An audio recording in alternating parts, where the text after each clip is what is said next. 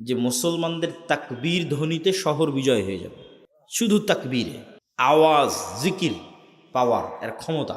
কেননা ওই দেওয়ালটা এই তাকবীর বোঝে, আল্লাহ আকবার, এই তাকবীরটা দেওয়াল বোঝে, এলাকা বোঝে। তো এরকম এক যুগ চলে আসবে যখন মুসলমানদের জিকির, তাকবীর, সুবহানাল্লাহ, আলহামদুলিল্লাহ, আল্লাহ আকবারই যুদ্ধ বিজয় হয়ে যাবে। রাসূল সাল্লাল্লাহু আলাইহি ওয়াসাল্লাম হাদিসেও বলেছে। তাহলে জিকির খুবই পাওয়ারফুল।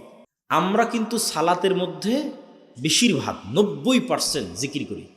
সালাতের মধ্যে 90% জিকির করি। আপনাকে আমি দেখাই, তাহলে বুঝবেন যে সালাতের মতো একটা ইবাদত জিকির দিয়ে সাজানো আছে। মুয়াজ্জিন যখন আজান দিচ্ছে, ওই আজান পুরোটাই জিকির। আল্লাহু আকবার, এটা জিকির। লা ইলাহা ইল্লাল্লাহ, এটা জিকির। এগুলো কিন্তু দোয়া নয় যে আল্লাহর কাছে আমি কিছু চাচ্ছি, আল্লাহ তুমি আমাকে এটা দাও, সেটা নয়। কিন্তু শুধু আল্লাহর বড়ত্ব বর্ণনা করা, আল্লাহু আকবার জিকির, লা ইলাহা ইল্লাল্লাহ জিকির। তাহলে আজান দিয়ে শুরু